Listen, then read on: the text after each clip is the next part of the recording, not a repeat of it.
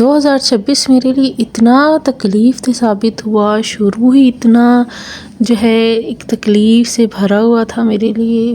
پہلے ابو کا غم ختم نہیں ہو رہا تھا کہ پھر اپنی ڈائیورس کے بعد ابھی میری عدت کمپلیٹ ہونے والی ہے، ابھی کمپلیٹ نہیں ہوئی، اور امی جان کی ڈیتھ۔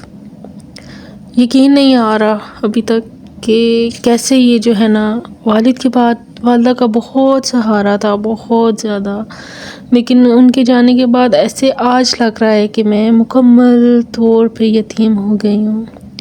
السلام علیکم مائی یوٹیوب فیملی، کیسے ہیں آپ سب لوگ؟ امید کرتی ہوں سب خیر خیریت سے ہوں گے، جہاں رہیں خوش رہیں، آباد رہیں۔ دعاؤں میں یاد رکھیے مجھے، میری والدہ کو، میرے والدین کو، والد صاحب کو۔ تو ابھی میں اپنے کاموں میں ہی بزی تھی۔ ایک دن میں خود ہاسپٹل گئی تھی اپنے چیک اپ کے لیے، اپنی ہسٹری کلیئر کرنے کے لیے، کیونکہ میرا پھر علاج جو ہے وہ PF سے ختم ہو جائے گا۔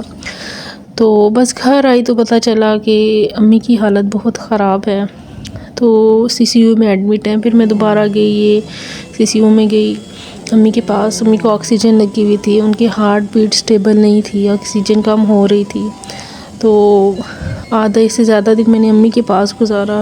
پھر مجھے گھر جو ہے نا واپس آنا پڑا، کیونکہ جو ہے نا امی کی بچے تھے، اور بچوں کو جو ہے نا گھر آ کے پھر کھانا وغیرہ دیکھنا کا دل نہیں مان رہا تھا، بالکل بھی نہیں مان رہا تھا کہ گھر واپس جاؤں۔ لیکن جو ہے نا پھر مجبوری تھی، آنا پڑا بچوں کے لیے۔ جو کچھ دن پہلے نا مجھے خواب اللہ تعالیٰ کی طرف سے ایسا کرنا ہے کہ مجھے کچھ ہونے لگتا ہے تو مجھے خواب آنے شروع ہو جاتے ہیں۔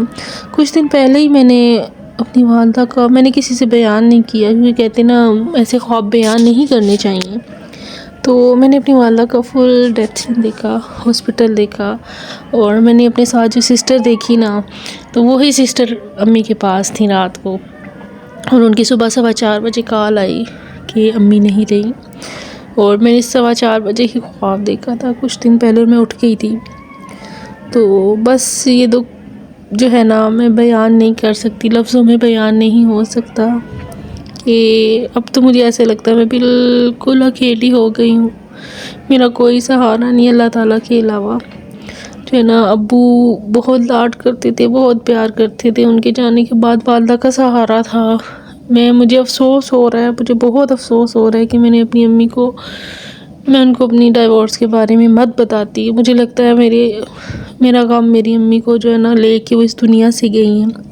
میں نے ان سے چھپایا تھا کہ وہ پریشان ہوں گی، تو پھر میں نے یہ سوچ کے بتایا والدہ ہیں، 1 مہینہ رہ گیا ہے، عدت ختم ہو جائے گی، تو بتانا تو پڑے گا نا، اب اور کون ہے۔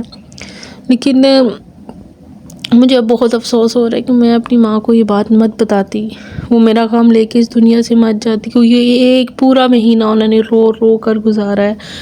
جس بھی کسی بہن کی کال ان کو جاتی تھی، وہ روتی ہی رہتی تھی کہ میری بیٹی کا کیا ہوگا، میری بیٹی کا کیا ہوگا، 3 بچے ہیں، اس کا کیا ہوگا۔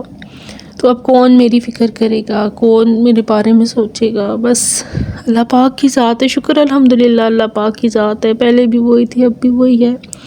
تو والدین کا دکھ اللہ کسی کو نہ دکھائے۔ دعا کی اپیل ہے آپ لوگوں سے، آپ لوگ میرے لیے، میرے بچوں کے لیے بہت دعا کریں، اللہ پاک ہمیں صبر عطا کرے، کہ اب جو ہے بہت ہی تھوڑا ٹائم رہ گیا ہے، میں نے شفٹنگ بھی کرنی ہے، گھر چینج کرنا ہے، میں نے جو گھر دیکھ لیا اپنے لیے، میرے لیے سب کرنا بہت مشکل ہو رہا ہے، بہت زیادہ اکیلی ہوں بالکل۔ تو آپ لوگ مجھے بہت دعاؤں میں یاد رکھیے گا، آپ لوگ کی دعاؤں کی بہت زیادہ ضرورت ہے مجھے۔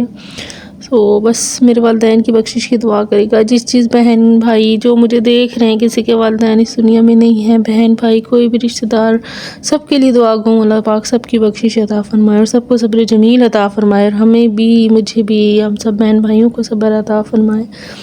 تو دعاؤں میں یاد رکھیے گا، بس ایسے ہی والدہ میری چلی گئی، اور انشاءاللہ پھر نیکسٹ ویڈیو میں ملیں گے۔